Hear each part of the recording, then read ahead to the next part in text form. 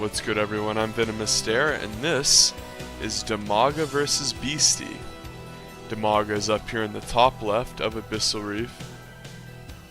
Dimaga is an aggressive player from the Ukraine. He's been around for a very long time, and he can play very solid macro styles as well, but very frequently he will favor these cute little timing attacks or these builds that can be very hard to hold off. He plays in a similar way to the way that Bly plays, where he's one of these Zergs that will do very quirky stuff to really catch you off guard and throw you off of your game.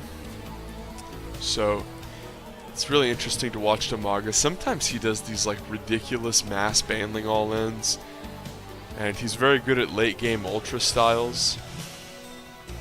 He is going to take hatchery first, normal stuff here. His opponent is the Serbian BeastyQT, the Terran player in the bottom right of Abyssal Reef. Beasty has a YouTube channel of his own. He casts a lot of interesting games. I would highly recommend you checking him out. And when I say cast games, I don't really mean he casts like pro level games. He is a pro gamer himself, obviously, so it's more like commentaries or guide videos on his end. But definitely a lot of stuff to learn over there on Beasty's channel. His Rax is about to finish, and I would suspect a Reaper to come out, as well as an Expand. And of course the Orbital already on the way. Pool Gas out here for Dimaga. His Natural is about halfway done. Beasty has started his. Now in Zerg versus Protoss, this choke is a little bit tricky. But for Terran, it's really not bad. Most people like to put a depot here and then a bunker. That will usually solve almost all of your problems with early game Zerg builds. And why we see the Reaper so frequently in the early game is because of how good it is at holding off early rushes. A lot of the stuff that Zerg could do back in the day that involved slowlings and banelings really did get nullified by the fact that Reaper opener is so common. Because not only are you going to see the cheese because of the lack of drones and the vision that you get from the Reaper, as Beasty starts to pressure Dimaga here, and he's going to throw a grenade and start to kite back. Standard stuff here. Now when pro gamers are this good, usually the Reaper is just to keep the Zerg honest. And just like I was talking about earlier, the fact that you go Reaper allows you to see cheese coming if it does come. A Marine is starting to kill an Overlord here, but the Overlord will see a probable swap-a-roo here into Hellion. Let's go to Dimaga's vision. Thankfully for him, he does see the extraordinarily quick third. Beasty will, of course, do the swap-a-roo, and he's doing one of my favorite builds, which is quick 3cc off of 2 Hellions at a time, reactored Hellion. So Dimaga sees this. He's aware of the fact that the Terran player is going for a macro build, so with a third base still not out, I'm interested to see what Dimaga's doing. Now with the Roach Horn and Lair on the way, I think he will be very aggressive here, because if you want to play a macro game with Terran after you see them take this ridiculously quick third, you're really going to have to take a third yourself, and even then you're probably playing from behind. So for every second that a third is not made for Dimaga, this is like red lights going off for some sort of aggressive play. Beasty starts up stem. Now the thing is Beasty's not really going to know unless he runs in again. Now he has the Reaper, right? No Reaper, it died because Speedling is out. But he has Hellions here and he runs in and he does see the Nydus. So that's good for him, and he's going to run in and probably pick up a few drones here. And these drones do go behind the mineral line, and they make a nice little trap move there and kill the Hellions. So Dimaga kind of minimizes the damage, but it is very hard to prevent scouting whenever your opponent opens with Hellion Reaper. Even if you kill that first Reaper, they're going to get in at some point. So a Nydus is on the way here for Dimaga, and he's going to make the Nydus right in the corner here. So Beasty has to surround this, and the Nydus will probably be front-loaded with Queens and come out with lots of transfuse. So notice Beasty has a bunker up. Stem is not really that close to finishing as we see the Queens come out, transfuse onto the Nydus, and the Overlord is giving him vision here, and more roaches are popping out here, and suddenly the Terran player looks like he might lose a foothold of his main. Mass repair occurring onto the bunker, but Dimaga is running out of roaches here. He only has a few left, one queen. Oh, suddenly more roaches coming out here from the Nydus, and another queen is out here, but the bunker is being held. Roaches are really bad at DPSing down a bunker when there's a ton of repairing SCVs, because roaches shoot so slow. Nydus, boom, dies. Beautiful move there by Beasty.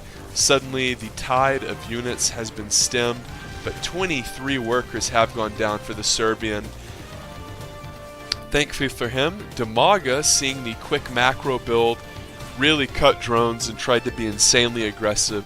That's how we saw the tech of the Nidus, as well as all of these roaches come out this early on.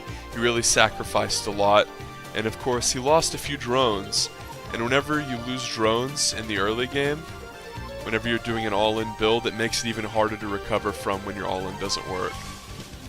Oddly enough, both players are about even in supply. 3 racks are out in the natural for Beasty. He has 2 more in the main. Now, because he had to lift buildings off, he has no add-ons on these 3 racks. And a Roach Ravager counter is going to occur here for Dimaga, but Cyclones are out here. Nice micro there from Beasty. And as soon as you see these corrosive vials, you want to run the hell away, because you will take very cost-inefficient engagements if you try to exchange into them, especially without combat shields. Man, if you try to fight Ravagers without combat shields and you take a bad hit, you're just going to get screwed so hard. Scan occurring here.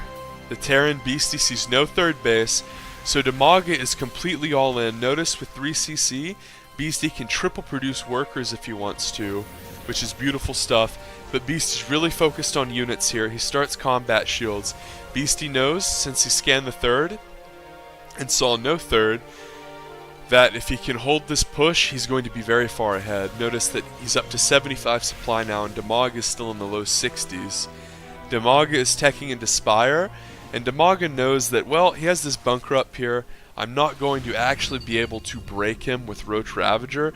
And Beasty scans and sees, okay, he literally just has a handful of units, and he was kind of fanning as though he was going to try to break my front door, but I scanned his third, and he didn't have a third, so Beasty kind of has to be wondering, since Dimaga didn't have like 20 roaches out there, is he transitioning into a macro game? Is he transitioning into Burrowed Infester?